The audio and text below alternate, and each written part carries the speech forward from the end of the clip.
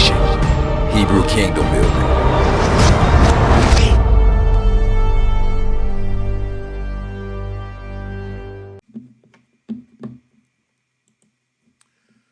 All right, y'all. So what we're going to be getting into, this is actually came from a discussion about a month ago that for some reason it didn't go through. For some reason didn't go through when we were at Shabbat with the Mishpachah, so I'm doing it here with y'all. So all praise to Yahuwah. Just going to do it over again. But what I want to talk about is Yisrael, the kingdom builders of the world. I know there's a lot of talk about those things. I know that there's a lot of talk about how we built the United States, we built this nation, how it was the descendants of slaves who built the White House, and et cetera, et cetera. When you look deeper into it, you can even see this if you watch Reclaiming the Throne. If you've seen Reclaiming the Throne, you've seen this, but we always were known as a kingdom-building people.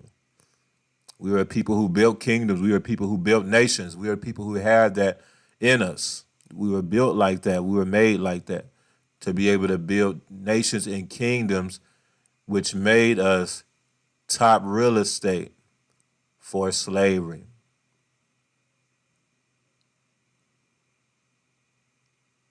During those times, and you saw that when you watched you definitely saw that when you watched the documentary. So if you haven't seen Reclaiming the Throne, definitely go see that. It's 6 hours worth of truth.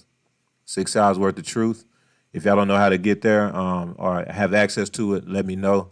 Send me a message. I'll send you the links to how you can get access to it on Amazon, different things like that. But nevertheless, let's take a look at a couple of things here, y'all.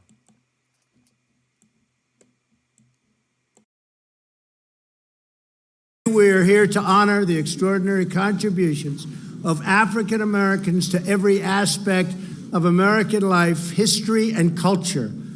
From the earliest days of this nation, African American leaders, pioneers, and visionaries have uplifted and inspired our country in art, in science, literature, law, film, politics, business, and every arena of national life. The depth and glory of these contributions are beyond measure.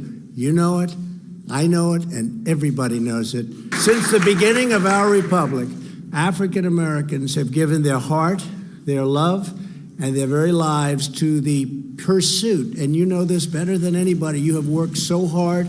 I guess when you get right down to it, we're all working very hard. But the pursuit of liberty and justice for all. So we pledge in the honor of our great African American community to build a future where every American child can live in safety, dignity, liberty, and peace. As Americans, we all share the same dreams, the same hopes, and the same magnificent destiny. We are now and will forever be one people, one family, and one glorious nation under God. All right, let's go to Shemot chapter 35. So basically what I was saying, y'all, is that this shows that even Donald Trump had to admit that we built this country. Donald Trump had to admit that we were a big part of building this nation, because that's who we are. We are a kingdom-building people. We are a nation-building people. That's what we do. We build nations. We build kingdoms. We've done that in every captivity that we were in. Every nation that the nations had us captivity in, we ended up building a nation for them. When you look at the 7 captivities, all of those nations ended up becoming the richest, most powerful nations in the world. That's what I was saying. The Egyptian captivity, Egypt ended up becoming the richest, most powerful, biggest nation in the world. The Assyrian captivity, Assyria ended up becoming the most powerful, richest, biggest nation in the world, biggest empire. You can go on and on and on. The Babylonian captivity, Assyrian captivity. You know, you can go into the Grecian captivity, Roman captivity. The list goes on and on and on. And you can fast forward all the way until today. Do you know that America was not the richest, most powerful nation in the world before we got there? They didn't start seeing that until after we got there. Actually, during the times of slavery, especially in the earlier times of slavery, many of the nations and kingdoms in West Africa were more advanced than America. Yes. Wasn't until after we got here where you saw those things change. And even Donald Trump had to admit that. But it's pretty much common knowledge now. It's pretty much common knowledge. But let's look at Shemot 35. Let's look at Shemot 35. All right. It says, then Moshe gathered all the congregation of the children of Israel together and said to them, these are the words which Yahuwah has commanded you to do. Work shall be done for 6 days, but the seventh day shall be a Kodesh day for you, a Shabbat of rest to Yahuwah. Whoever does any work on it shall be put to death. You shall kindle no fire throughout your dwellings on the Shabbat. So basically it goes into the Shabbat. That's basically what it goes into. And it talks about how you shall not kindle no fire throughout your dwellings on the Shabbat. Now, I know that's a controversial topic. Some people, that's based off of their conviction, and I'm not knocking that. They don't want to fire up their stove on the Shabbat based off of the scripture. This is just a side note. I don't believe that this is what this is referring to. I don't believe that this is what this is applying to at all. If you go back, so this is chapter 35. It's a quick side note. If you go back to Shemot, chapter 31, it goes into building the tabernacle. It goes into the law surrounding building the tabernacle. Then you have chapter 32. That's when the golden calf incident happens. Then after that, it goes back into the building of the tabernacle. Israel was excited. They were about to build a tabernacle for Yahuwah. They were excited. So it goes into chapter 35, transitions right into the Sabbath regulations. It was basically Yahuwah letting them know, hey, yeah, build the tabernacle, build, but on the Shabbat still rest. Even though you're building for me, even though you're building a house for me, even though you're building my kingdom, you still rest on the Shabbat. Then it says, you shall not kindle no fire throughout your dwellings on the Shabbat. Now, what do they mean by you shall not kindle a fire in your dwellings? So, are they talking about firing up a stove to cook with? Or something else? Let's go to Exodus 31, verse 1 real quick. Exodus 31, verse 1. It says, then Yahuwah spoke to Moshe, saying, see, I have called by name Bezalel, the son of Uri, the son of of the tribe of Judah. And I have filled him with the Ruach of Eluah in wisdom, in understanding, in knowledge, and in all manner of workmanship. That's Maluka. And it says, to design artistic works in gold and silver, in bronze, in cutting jewels for setting, in carving wood, and to work in all manner of workmanship. So basically, what's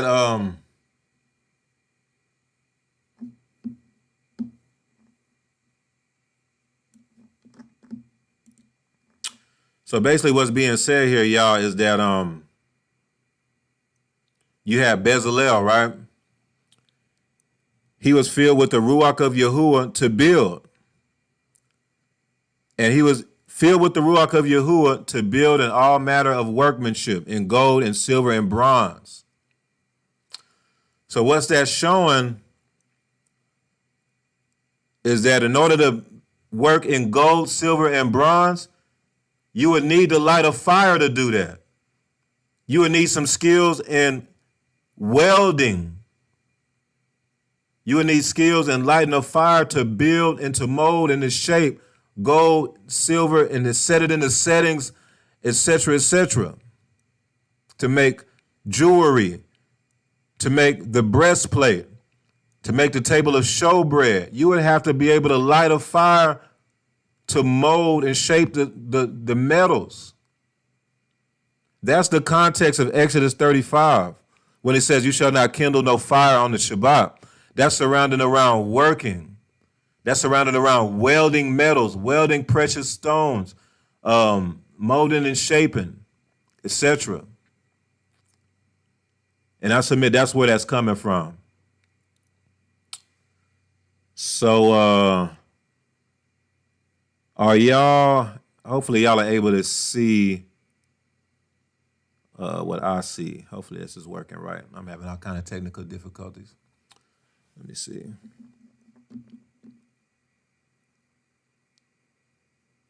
Okay. So that's basically what's being referred to here. So we're going to start with Exodus 35, verse 4. Exodus 35, verse 4. All right. It says, and Moshe spoke to all the congregation of the children of Israel, saying, this is the thing which Yahuwah commanded, saying,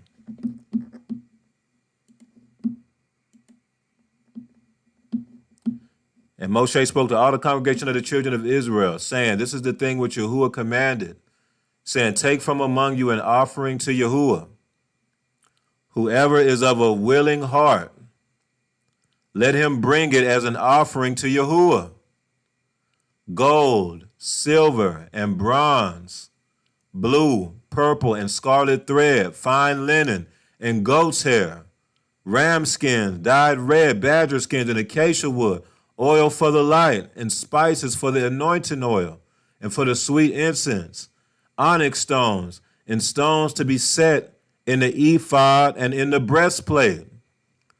So, Exodus 35, Moshe had asked the children of Israel, he spoke to them, and he asked them to give an offering to Yahuwah, and it needs to be whoever is of a willing heart. Now, the word willing is what I want y'all to look at. When it says a willing heart, that's a specific word. And this word is nadib. Clear.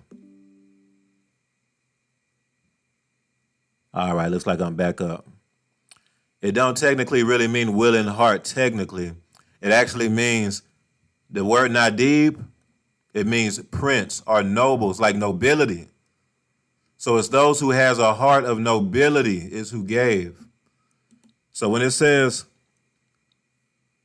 and Moshe spoke to all the congregation of the children of Israel, saying, this is the thing which Yahuwah commanded. Take from among you an offering to Yahuwah, whoever is of a willing heart. Whoever is of a willing heart, that's nadib. Whoever is of nobility, bring an offering to Yahuwah. That's basically what it's saying. Again, it's nadib, H5081. The breakdown is the seed of Yahusha who builds the house. It's the seed of Yahusha who builds the house. This is about builders. This is about people who had a mindset to build. This is about people who had a mindset to build. It's the seed of Yahusha who builds the house. This is what we're talking about. This is where we at, y'all. Nadib. Whoever is of a willing heart, let him bring it as an offering to Yahuwah. That's why right before this, Yahuwah said, man, but make sure you keep Shabbat, make sure you rest, and don't kindle a fire on Shabbat. And then he goes into the offerings. Because they were excited. These were a kingdom building people. They spent all these years building Egypt.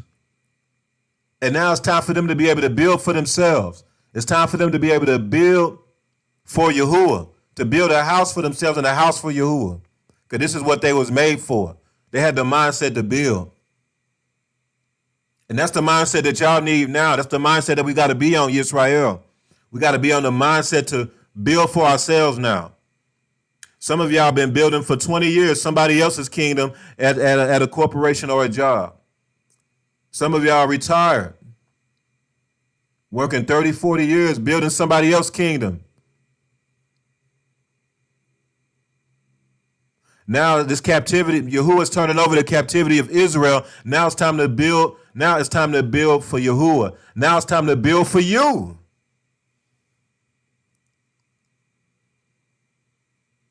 Because that's what we're made to do. Let's keep going. So it's the seed of you. The word Nadib, it's the breakdown is the seed of Yahusha who builds the house. The seed of Yahusha who builds the house. So it's not all of the seed of Yahusha, but it's those who had a mindset to build the house. It's those who have the mindset to kingdom build. Everybody don't got that mindset. Who's of the seed? That's why Yahuwah said. That's why Yahuwah said in Exodus that it's whoever of a nadib, whoever has a heart of nobility. Though it's those of nobility who have the mindset to build. It's those of nobility who build the house. You even see that in Babylon. So I just showed a short video from Trump. Oh man! But have y'all ever heard of lobbyists? So, in the reality, your vote has very little influence on who becomes president. It has very little influence. It has some, but it's very little compared to the influence of the lobbyists, y'all. You know why? Because your vote really only goes towards whoever is nominated as president. So you really only get to choose from two people. Pretty much. I know there's some small exceptions, but to be real, you got two people to choose from, a Democrat or Republican. You don't really, who is selecting who becomes nominated for president? Who has a hand in that? You don't. Your vote has very little effect on who actually becomes president. So what a lobbyist is somebody, the lobbyists are a lot of times they're very wealthy in this country. They share a common interest. And they use their wealth to give as an offering to Babylon to influence a specific candidate that they want to be president because he is going to push whatever their interest is. I'll give you an example. Those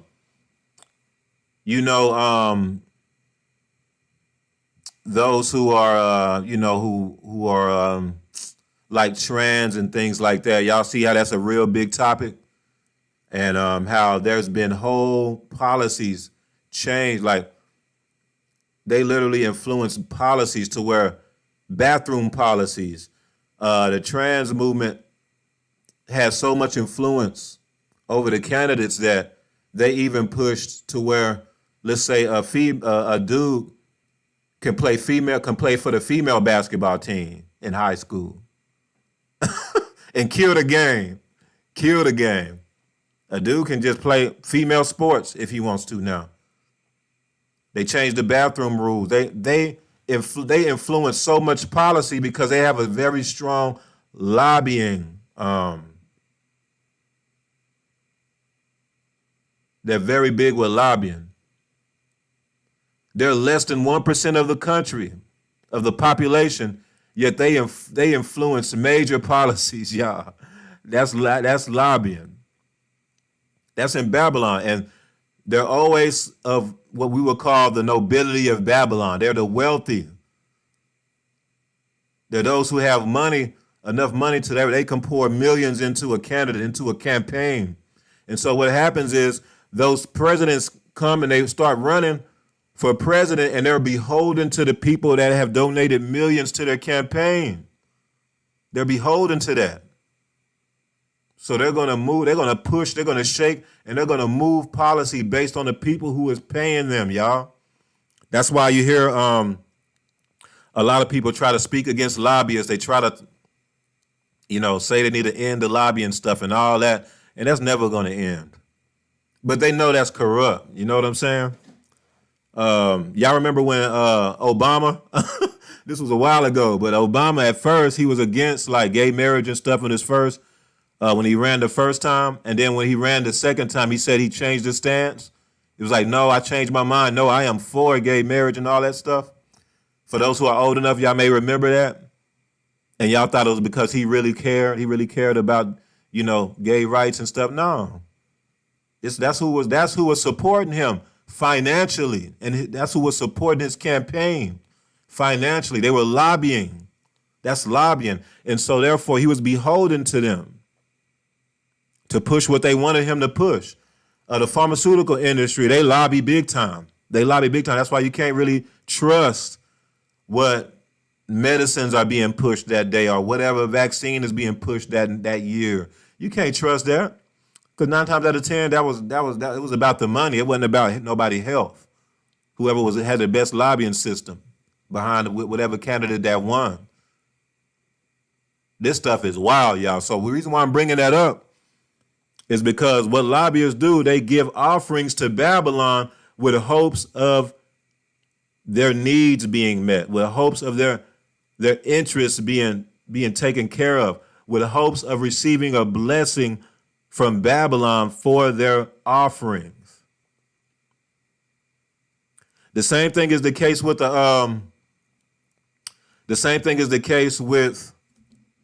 the stock market.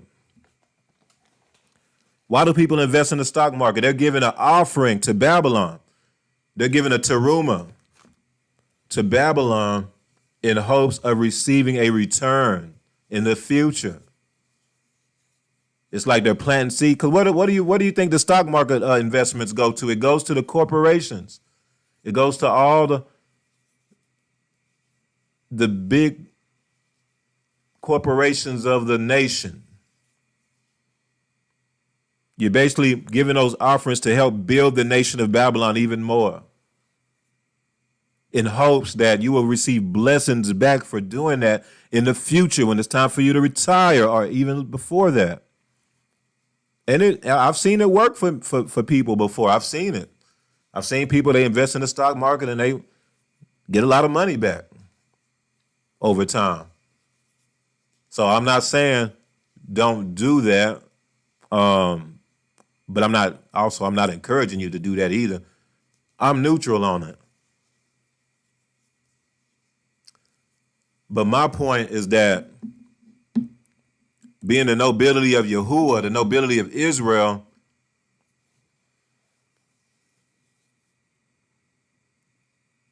the mindset should be giving the offering to Yahuwah.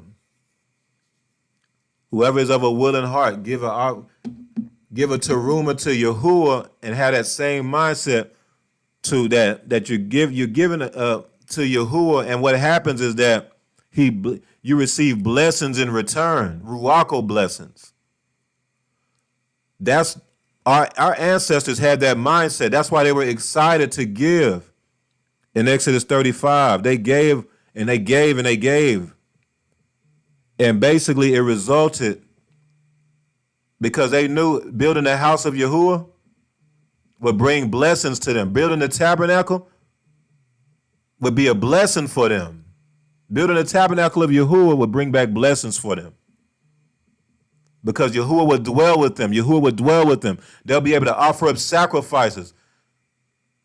Giving to Yahuwah was so important that Yahuwah set up a system of sacrifices that were offered to him every day. All day, every day, there were sacrifices offered to them that came from the offerings of the people. Could you imagine if the gold that you gave, if part of that, the gold that you gave ended up being on the tabernacle? Part of the wealth that you gave, the silver, the gold, the garments, the goat skin, or the wood ended up being a part of the wood that was built, that the Ark of the Covenant was built out of. Can you imagine that? That's the mindset of building the kingdom. That's why Yahusha said, "Seek ye first the kingdom." He said, "Don't store your treasures on earth where moth and rust corrupts. Store your treasures in the Shamayim. Store your treasures in heaven." That's the difference between the stock market and investing in the kingdom.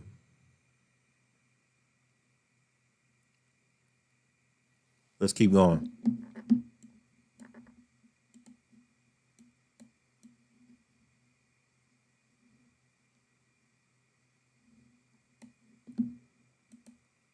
So again, Nadib, it's the seed of Yahusha who builds the house.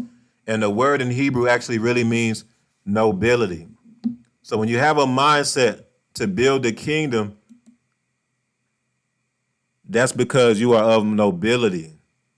You had a mindset of nobility. It's the same thing in Babylon.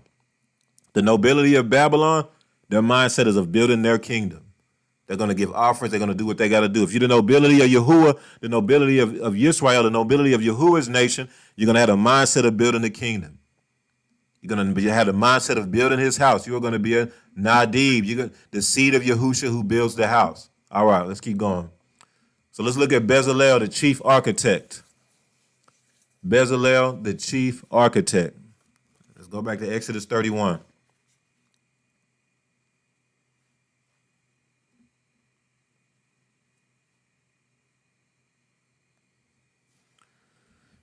Verse 1, it says, Then Yahuwah spoke to Moshe, saying, See, I have called by name Bezalel, the son of Uri, the son of of the tribe of Judah. And I have filled him with the Ruach of Eluah in Chagma and Banah, in wisdom and understanding, in knowledge and in all manner of maluka, of workmanship.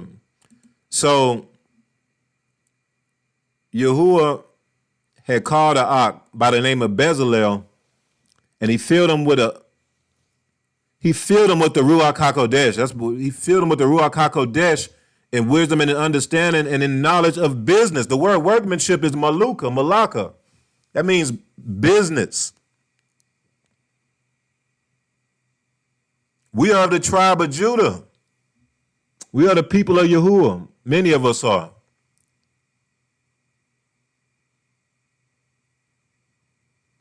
I used to read this and I was thinking this was just Bezalel, but was this just Bezalel? I submit no. Bezalel was the chief during this time who led the movement of building. He was the chief designer. It's because Yahuwah was the chief designer. He made his people to be chief designers. The tabernacle, the temple, all these things was from a blueprint that Yahuwah gave to his people, and then they built it. So now when you look at it and you see, oh man, we built the White House. Oh man, we built all these nations. Could this have been traced all the way back here to the skill that Yahuwah has put in his people? Let's take a look at some things. Genesis 33, I'm going to put it on the screen. Genesis 33, verse 17. Bereshit 33, verse 17. This is our forefather Yaakov. This is Yisrael. It says, in Yaakov, journeyed to Sukkot, built himself a house. In Yaakov, journeyed to Sukkot, built himself a house and made booths for his livestock. Therefore, the name of the place is called Sukkot. Y'all, this is Yaakov. He was a builder. Yaakov was a builder. This is the patriarch of the nation of Israel.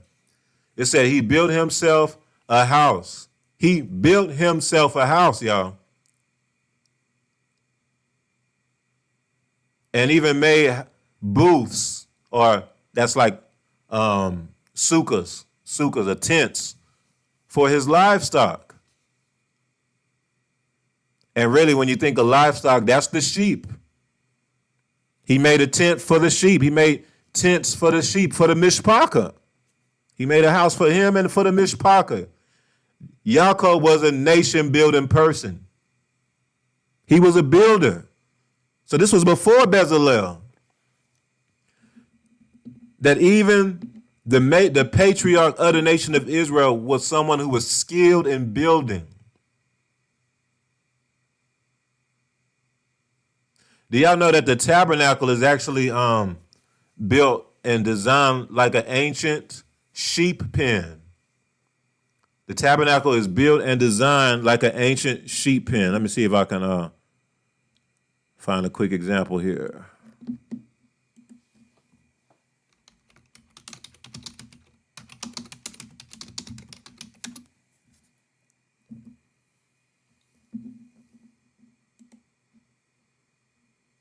Yeah, here's a good quick example to look at here. I'm going to show y'all.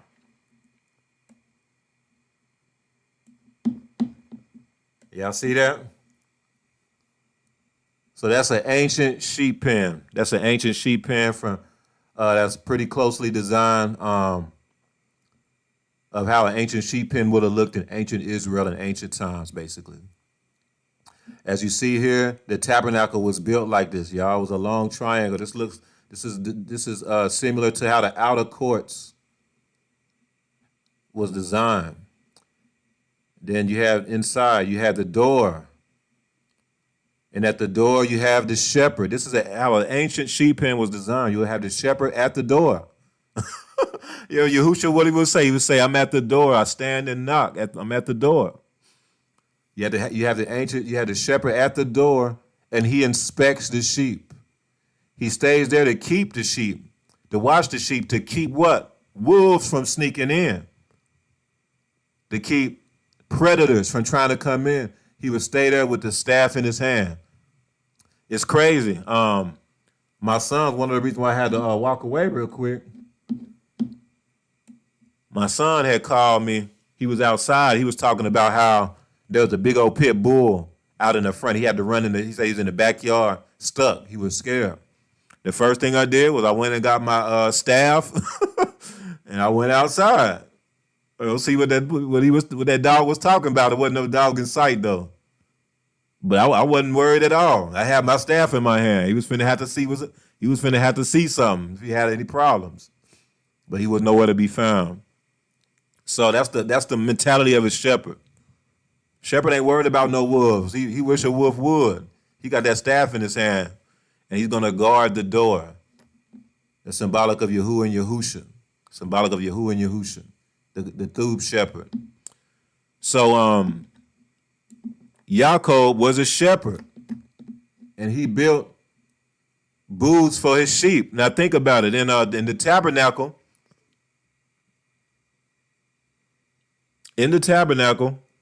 oh yeah, there was a lot of sheep in there, wasn't it?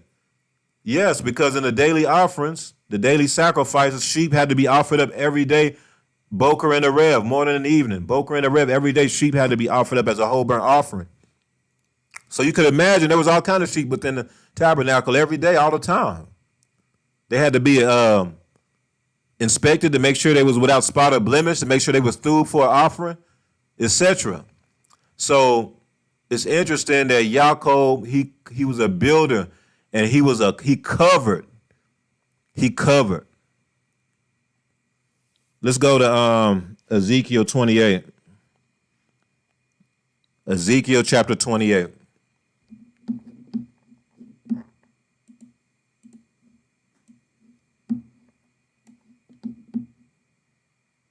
Let's see here.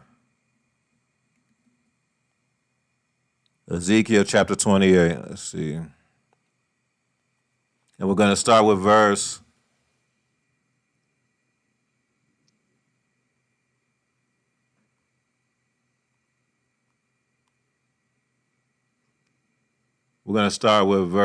20.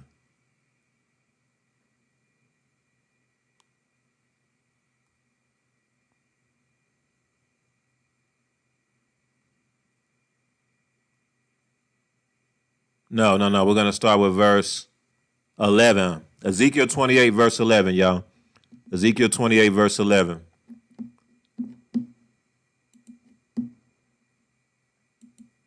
All right, Ezekiel 28, verse 11.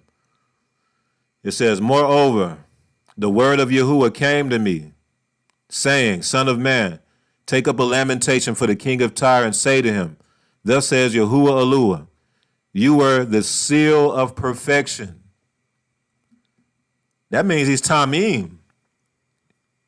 Means he was Tamim.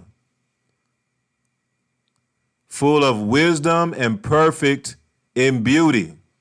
Remember, Yahuwah gave the Ruach to Bezalel that gave him all kind of wisdom.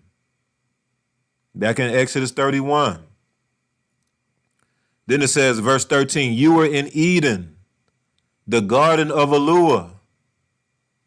Every precious stone was your covering. The sardis, topaz, and diamond, beryl, onyx, and jasper, sapphire, turquoise, and emerald with gold. Now look at this, y'all. The workmanship of your timbrels and pipes was prepared for you on the day you were created. The workmanship, y'all, that means the Maluka. This is same thing with Bezalel. He was blessed with wisdom by the Ruach of Elul and all kind of workmanship. It's the same Hebrew word, Maluka. Business, building, creative. The workmanship of your timbrels and pipes. He was man, Hasatan was very creative. Yahuwah made it to where he was perfect, to where he was beautiful in all wisdom and in business and all manner of work, to where he even made, I submit, this is saying he made his own instruments.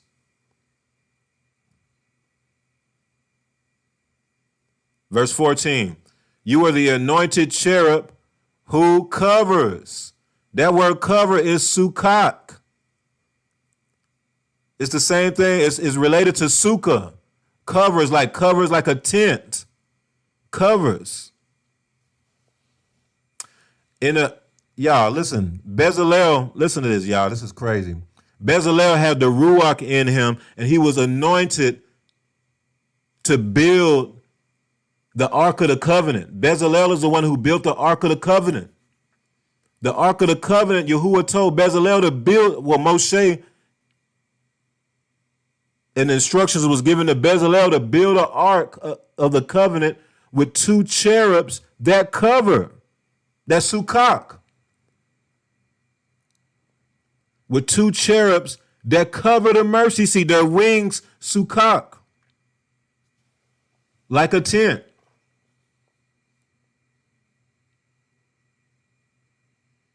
Verse 14 says that Hasatan was the anointed cherub who covers. I submit that what this is saying is that Hasatan was probably one of the cherubim that were at the throne room who covered the mercy seat in the Shamayim. Because remember, the Ark of the Covenant and the things in the tabernacle were a picture of what's going on in the Shamayim. Crazy. You were the anointed cherub who covers. I established you. You are on the Kodesh mountain of Elua. You walked back and forth in the midst of fiery stones. You were perfect in your ways from the day you were created till iniquity was found in you. By the abundance of your trading, you became filled with violence within and you sinned. Therefore, I cast you as a profane thing out of the mountain of Elua, and I destroyed you, O covering cherub. And so now you see other people, now you see Yahuwah's people doing these things, because I submit Yahuwah's people are who replaced him. Think about it. In verse 13, it says that you were in Eden, the garden of Elua. Every precious stone was your covering. The sardis, topaz, the diamond, the beryl, the onyx and jasper, sapphire, turquoise, emerald with gold. That's on the breastplate of the priest. That's on the breastplate of the priest. Every single jewel mentioned here is on the breastplate of the high priest. The high priest they replaced Hasatan. The high priest now go before the throne symbolically when they go in the Holy of Holies every year. The workmanship of your timbrels and pipes, they praise and worship. Who are the people who are set apart to praise and worship Yahuwah? What does Judah mean in Hebrew? That comes from Yada. Yehuda, that comes from Yada, that's praise.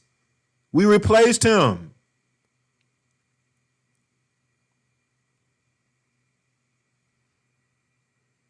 Bezalel was the one who was given the wisdom to do all workmanship and to build.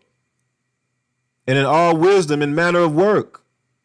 That's very similar to what was given the Hasatan before he fell. Understand who you are, Israel. Understand who you are. Know who you are and what your position is, and move in that.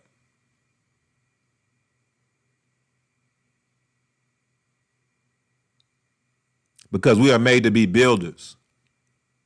You are made to be builders.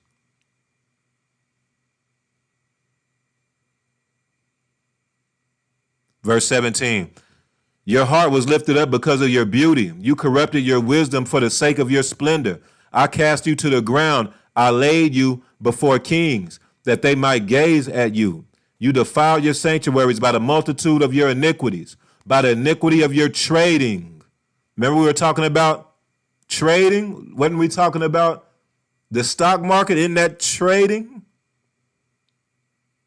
Isn't that another way they call it?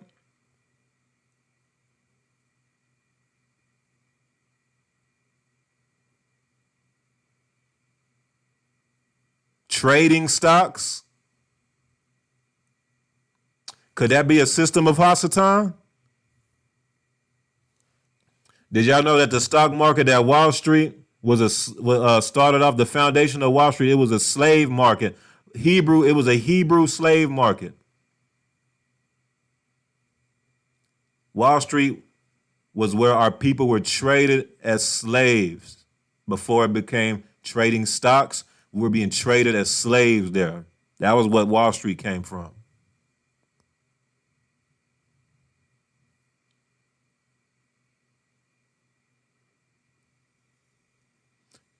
Verse 18, you defile your sanctuaries by the multitude of your iniquities, by the iniquity of your trading. Therefore I brought fire from your midst. It devoured you, and I turned you to ashes upon the earth. In the sight of all who saw you, all who knew you among the peoples are astonished at you. You have become a horror and shall be no more forever. That is the fate of Babylon. That is the fate of Babylon. Let's keep going. So we see here in Bereshit, we see that Yaakov was the builder. Let's go to 1 Chronicles 15. I'm going to put it on the screen.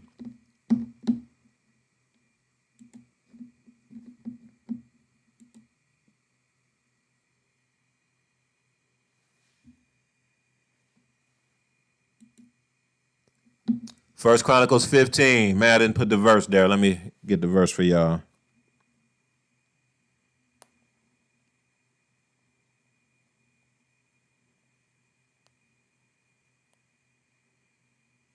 Oh, that's verse 1. That's why. Okay. First Chronicles 15, verse 1. It says, David built. That's all you got to see right there. David built houses for himself in the city of David, and he prepared a place for the ark of Eluah and pitched a tent for it. Y'all see this? Remember I told y'all that Hasatan, y'all saw that in Ezekiel 28, that he was a cherub who covered what? The mercy seat on the ark. He said he was the cherub who covered. But the word for cover is sukkah. That's like a tent, covering like a tent. So the idea is that Hasatan, I submit, covered the mercy seat. He was one of the cherubim that covered the mercy seat. There was 2 cherubim that covered the mercy seat, according to the pattern in the tabernacle for the Ark of the Covenant. Then in 1 Chronicles 15, it says David basically covered the ark. It says David built himself a house in the city of David. Then he prepared a place for the ark of Eluah and pitched a tent for it. He covered it.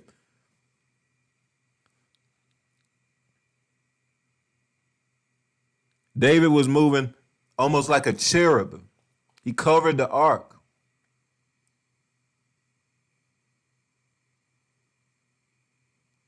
So David was a builder. So this isn't just Bezalel, is it? Our people were builders. They built nations. They built cities. We've been always doing it all throughout history. All throughout West Africa. All throughout Africa, period. Way before slavery. We were building civilizations. We were creating things. We were inventing things.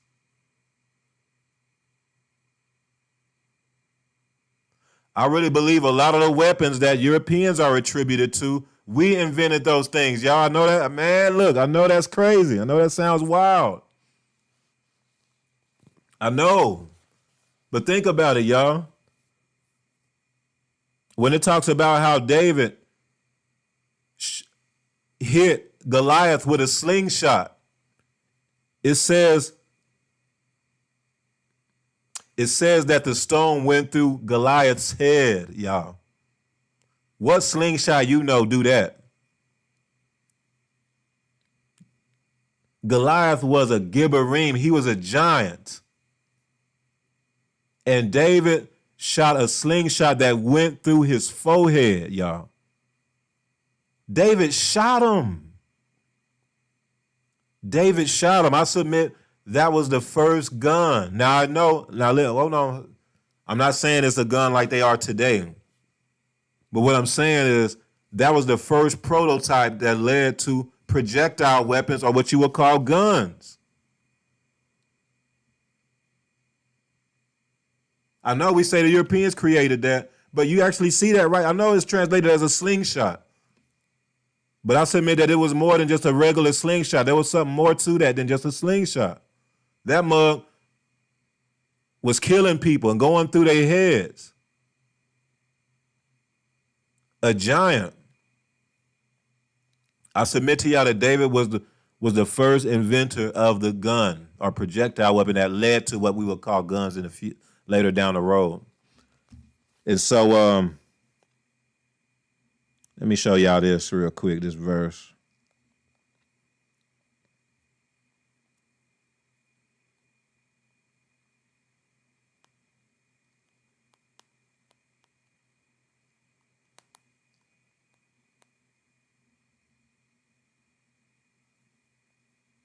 Believe it is in Chronicles. Let's see here.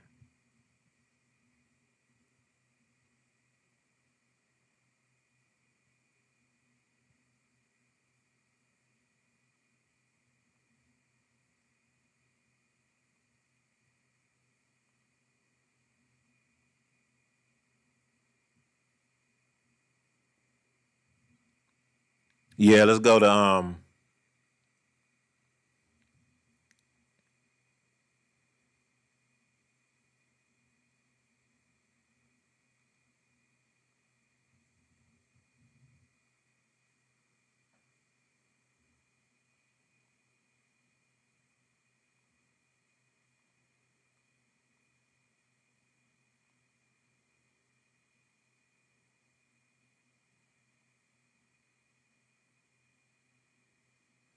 let's go to the book of Judges.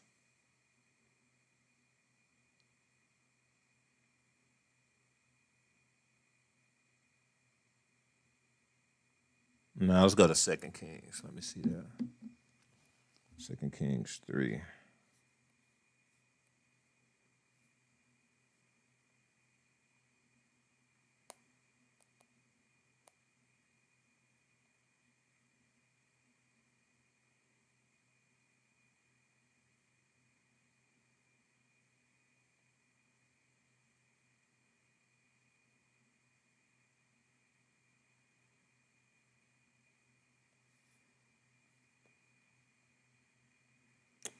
Yeah, I can't find a verse right now.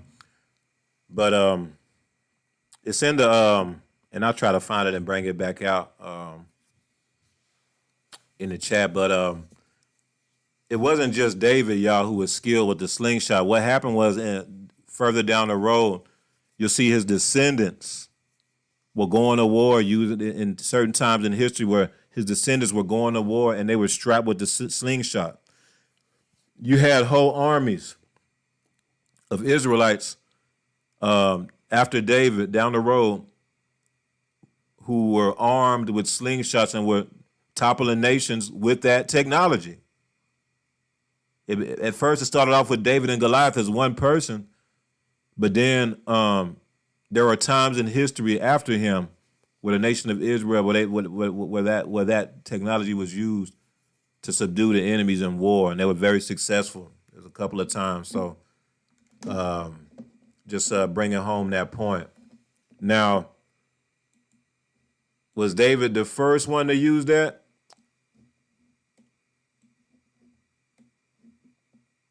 That goes up to question.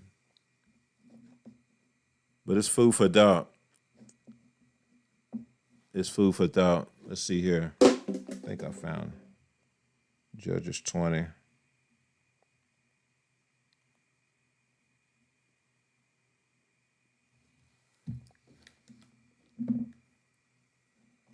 All right, so we see Yaakov was a builder. We see David was a builder. Let's keep going. What about Yahusha, right? Mark chapter 6, verse 3. It says, is this not the carpenter, the son of Mary and brother of James, Joseph, Judas, and Simon? Are not his sisters here with us? So they were offended at him. So Yahusha was a builder, y'all. Yahusha was a builder too. We see Yaakov was a builder. We see Bezalel was a builder. We see Melech Dawid was a builder. And then you go to the Brit Hadashah and you see Yahusha himself. He was a carpenter. What do you think a carpenter is? Let's take a look at the word here in the Brit Hadashah. You know, that's in Greek. But the word for carpenter is tekton. It's tekton, and you see a worker in wood. It wasn't that what Bezalel? He was skilled in wood. A worker in wood, a carpenter, joiner, builder, a ship's carpenter or builder. Wasn't Noach a builder? Noach was a builder too. I ain't even go that far. Noah, Yahuwah told him to what? Build an ark. How did he know to build that ark? How did Noah know how to build the ark? Yahuwah put a ruach in him just like Bezalel, I submit to y'all. Yahuwah put a ruach of wisdom and knowledge of Maluka and building and workmanship just like he did Bezalel. And I submit he did the same thing for Yaakov. He did the same thing for Dawood. And he did the same thing with even Yahusha. Yahusha was a carpenter, y'all. Look what it says on Roman numeral 2. It says, for this word for carpenter, it says, any craftsman or workman. Any craftsman or workman. So I want y'all to go to Zechariah. So Yahusha was a carpenter, and that word also means craftsman. I want y'all to go to Zechariah chapter 1. Zechariah chapter 1.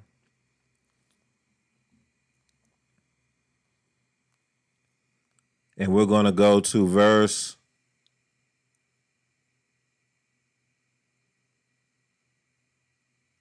18.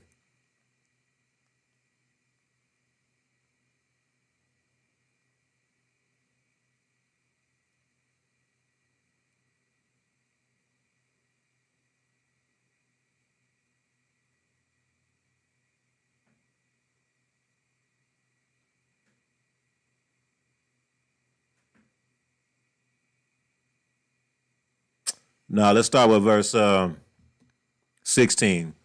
Zechariah chapter 1, verse 16. This is a prophecy that's very important because it's talking about us. Very important. So it says, therefore, thus says Yahuwah, I am returning to Yerushalayim with mercy. My house shall be built in it, says Yahuwah Sabaoth, and a surveyor's line shall be stretched out over Jerusalem. So you already know that a surveyor, that's language of a craftsman. That's language of a builder. That's language of a carpenter. A surveyor's line shall be stretched out over Jerusalem. Again, proclaim, saying, thus says Yahuwah Sabaoth, my cities shall again spread out through prosperity. Yahuwah will again comfort Zion and will again choose Yerushalayim. Verse 18, then I raised my eyes and looked, and there were 4 horns. And I said to the Malak who talked with me, what are these? So he answered me, these are the horns that have scattered Judah, Israel, and Jerusalem. Then Yahuwah showed me 4, this is verse 20. Then Yahuwah showed me 4 craftsmen. Didn't it say that Yahusha, in Brit Hadashah, that Yahusha was a craftsman? You see it right here in the Brit Hadashah?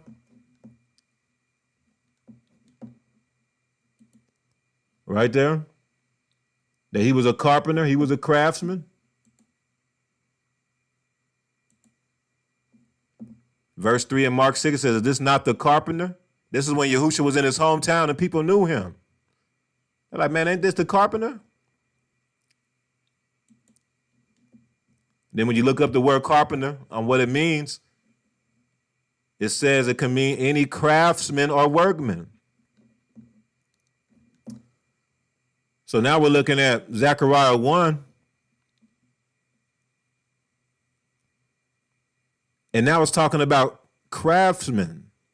Now let's look what it says the craftsmen will do, verse 20. Then Yahuwah showed me 4 craftsmen. And I said, what are these coming to do? These are craftsmen. These are builders. What are they coming to do? Let's see.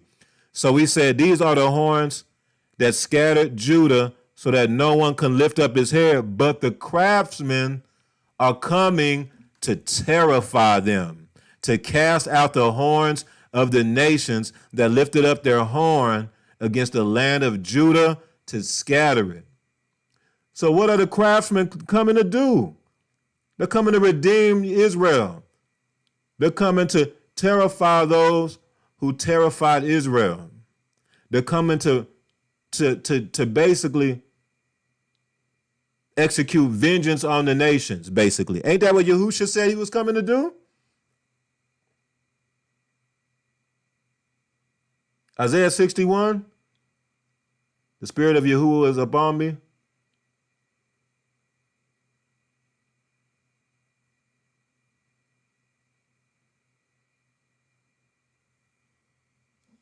He's coming to execute vengeance on the nations. We know that.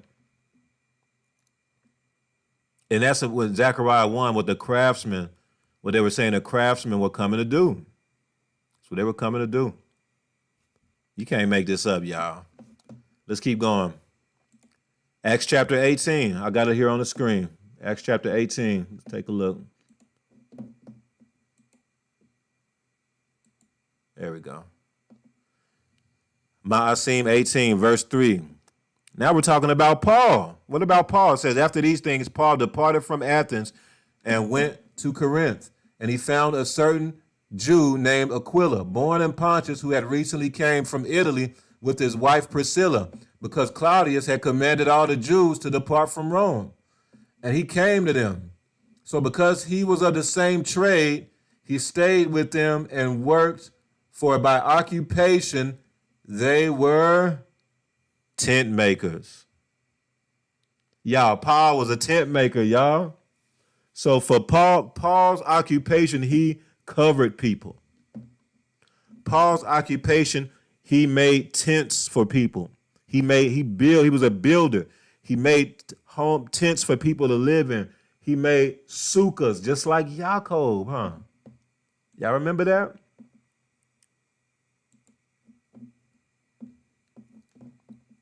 Bereshit 33:17, and Yaakov journeyed to Sukkot, built himself a house, and made tents, booths, that's the word for tents, sukkahs, for his livestock. Therefore, the name of the place is called Sukkot because of that. Wasn't that what Yaakov did? That was his skill. And now we see here, that was in Acts 18, Paul was a tent maker. We see that Yahusha was a carpenter. We see that Dawid built houses. He built tents as well. He was a tent maker. We know that because it says he built a tent for the tabernacle. He built a tent for the Ark of the Covenant. This stuff wild, y'all. This stuff is a trip.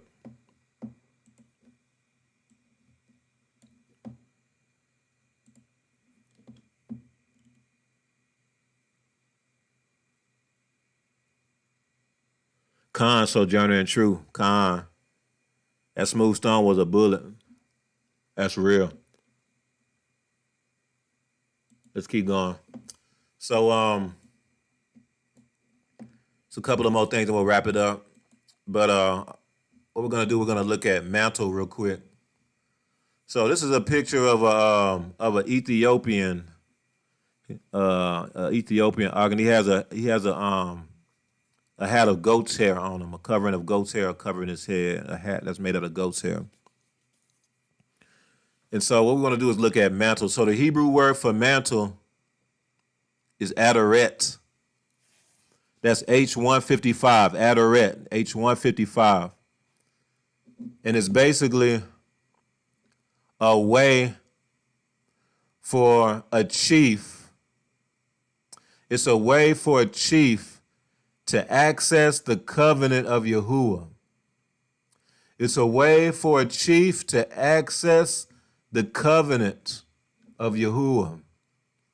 It's the way for a chief to access the covenant of Yahuwah. That's what the breakdown of that word adoret. That's what I got of the breakdown of that word adoret.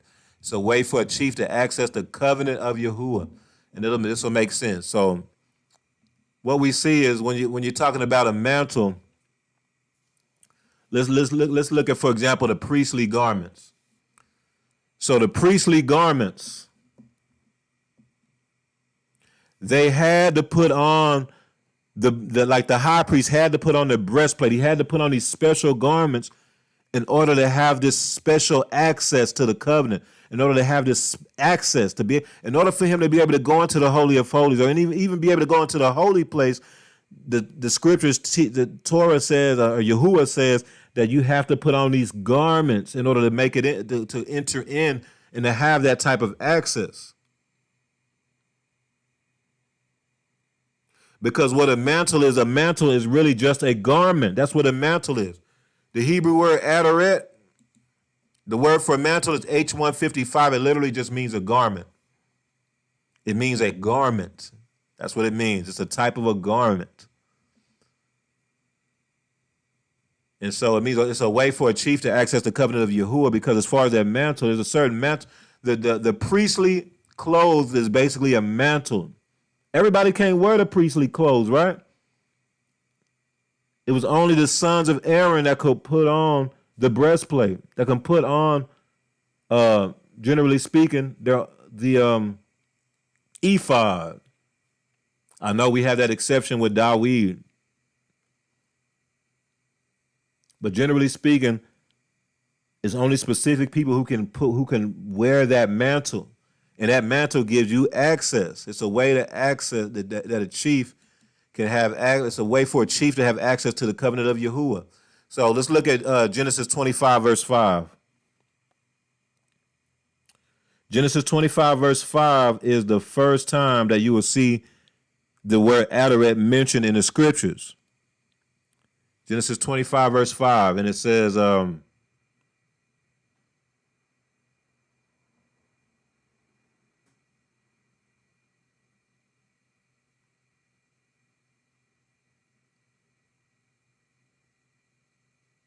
yep, so that's not it. I got the wrong scripture.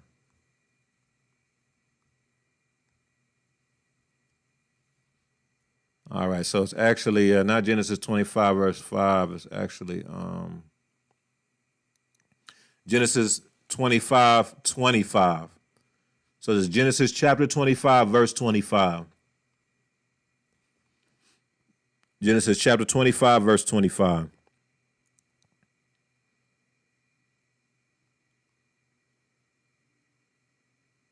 It says, and the first came out red.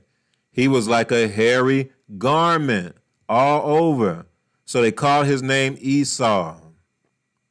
It says, and the first came out red. He was like a hairy garment all over. So they called his name Esau. This is a big deal, y'all, because the first time that mantle or adoret, the word that's translated as mantle in some scriptures, the first time this word is mentioned in the scriptures, it's surrounding, when Esau was born, it was surrounding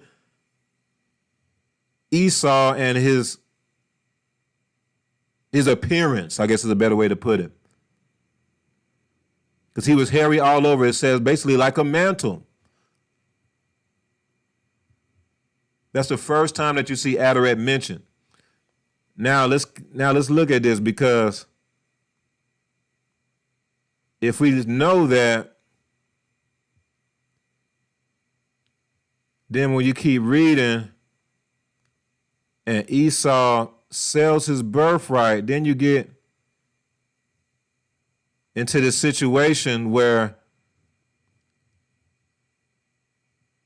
Jacob's mom tricks Rebecca. Jacob's mom, Rebecca, I think many of y'all are familiar with this story, where she gets Jacob to basically kind of deceive his dad into giving him the blessing instead of Esau.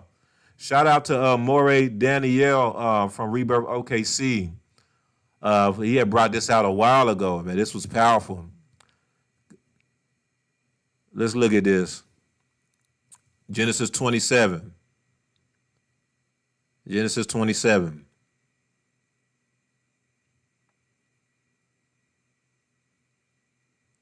And we will start with verse 13.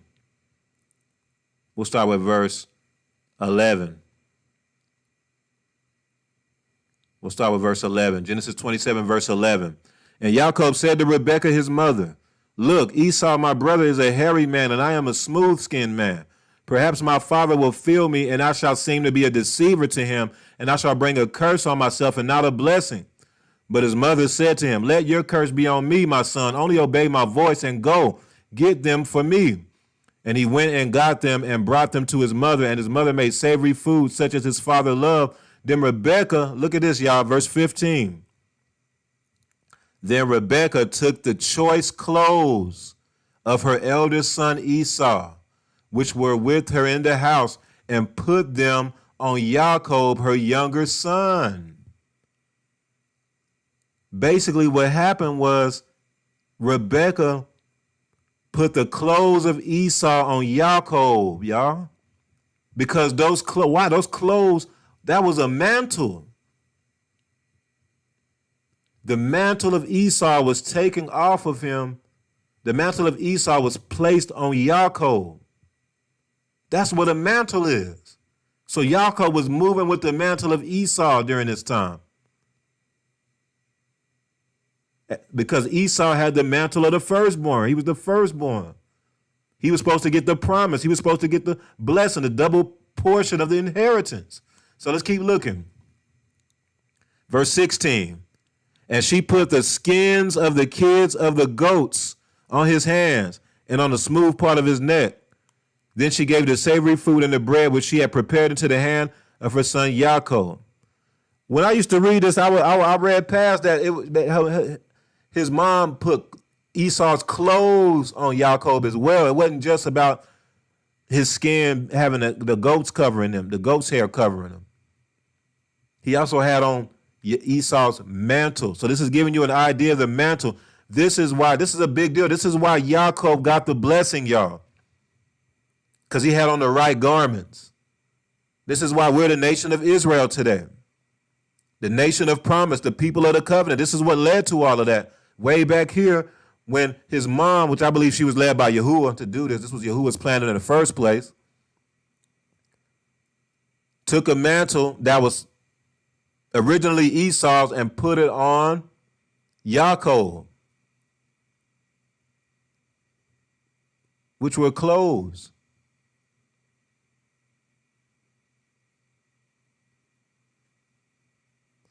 Let's go to 2 Kings 2, 2 Kings chapter 2.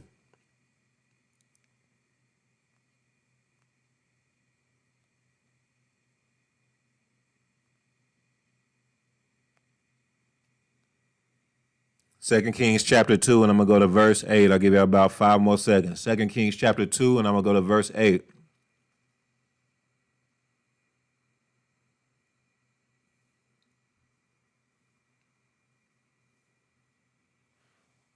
It says, now Elijah took his mantle, rolled it up, and struck the water, and it was divided this way and that, so that the two of them crossed over on dry ground. And so it was, when they had crossed over, that Elijah said to Elisha, ask, what may I do for you before I am taken away from you? Elisha said, please let a double portion of your spirit be upon me. So he said, you have asked a hard thing. Nevertheless, if you see me when I'm taken from you, it shall be so for you. But if not, it shall not be so. Then it happened as they continued on and talked that suddenly a chariot of fire appeared with horses of fire and separated the two of them. And Elijah went up in a whirlwind into Shamaim. And Elisha saw it, and he cried out, my father, the chariot of Israel and his horsemen. So he saw him no more, and he took hold of his own clothes and tore them into two pieces. He also took up the mantle of Elijah that had fallen from him and went back and stood by the bank of the Jordan. Then he took the mantle of Elijah that had fallen from him and struck the water and said, where is Yahuwah Elu of Elijah? And when he also had struck the water, it was divided this way and that, and Elisha crossed over. So this is just an example of how someone took on the mantle of another and ended up moving forward in that function. We know Elisha basically received a double portion.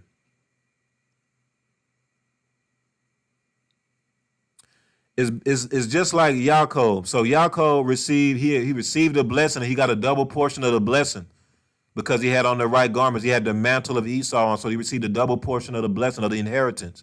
That's what the firstborn receives. That's the difference between the firstborn and the other children. The firstborn receives a double portion of the inheritance. And so Elisha, very interesting, took the mantle of Elijah, and he asked for a double portion of Elijah's spirit to be upon him. A double portion. And he received it. A lot of us know the story. I'm pretty sure most of y'all know the story. He received it.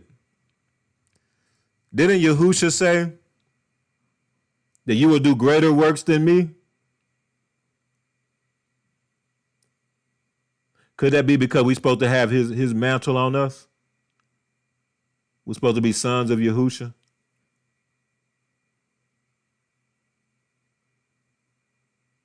That's the only way you'll be able to do greater works than him. In that sense. Let's go to Matthew chapter 3.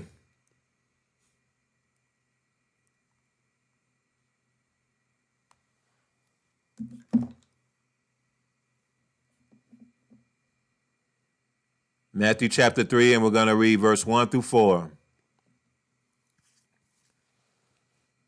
Give it about 5 seconds, Matthew chapter 3.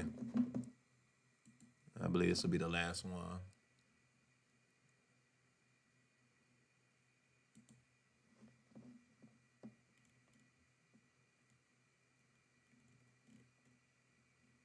All right, Matthew chapter 3, verse 1. In those days, John the Baptist came preaching in the wilderness of Judea and saying, repent, for the kingdom of heaven is at hand.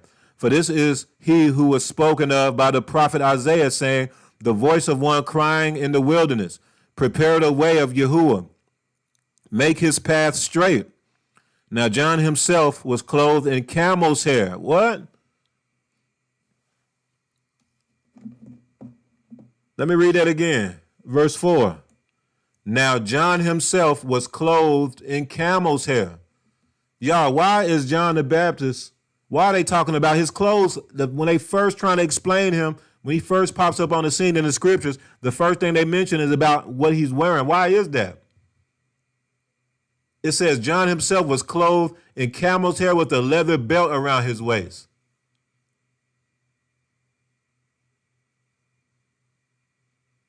That's because he had a unique mantle that was on him. I submit those clothes were a mantle. That's why the scriptures is pointing out and specifying what he was wearing. Remember, wasn't John moving in the ruach of Elijah? Isn't John Elijah according to the Brit?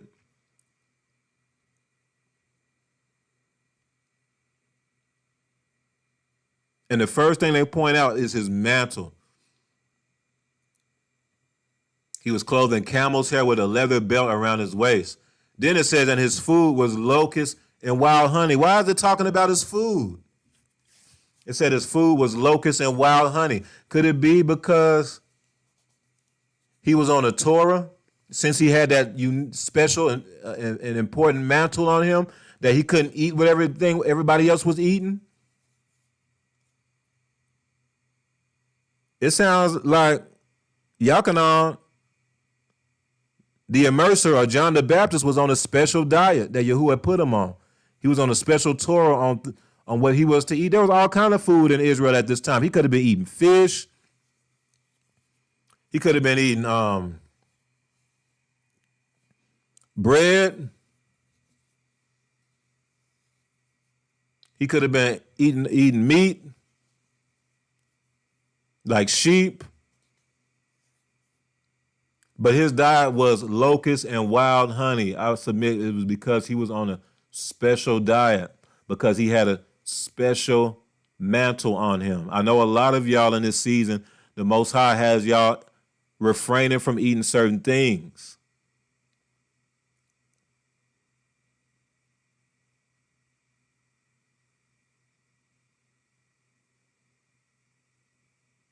So here's an example in the scriptures where somebody was doing that. So, to summarize it, y'all, there's a mantle that the Most High has on us. As long as you're moving in righteousness and doing his will. It's a special mantle that he has for his Kodesh people. It's the word Adoret. It's a way for a chief to access the covenant of Yahuwah. It'll give you access. It'll enable you to do things like Dawood. Dawood had a special mantle on him. That's why his name was Dawood. Dalet Wav Dalet, standing between two realms. The high priest put on certain garments that enabled them to go into a different realm. They were able to go into the holy place, the Holy of Holies, which is symbolic of the Shamayim. So the Holy of Holies is the throne room, symbolic of the throne room of Yahuwah. You'll be able to go into different realms. You'll be able to move differently. You'll be able to move in a different level of authority based on the mantle that's on you. Hallelujah. Shalom, shalom.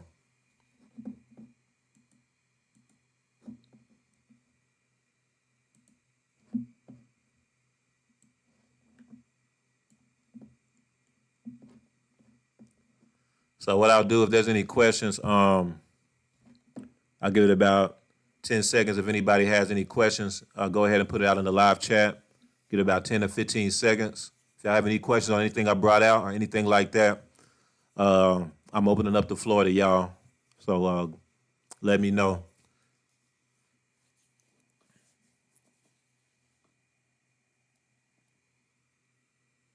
Any questions or comments as well? Any questions or comments as well? Any questions or comments? And I apologize for I know I had some technical difficulties in the beginning. I'm still trying to learn how to do this stuff the right way, y'all. I told out for y'all patience. But it looks like there's nothing. So much ahava, y'all. Shalom, shalom. And most high willing, we'll do this again another time. Shalom, shalom.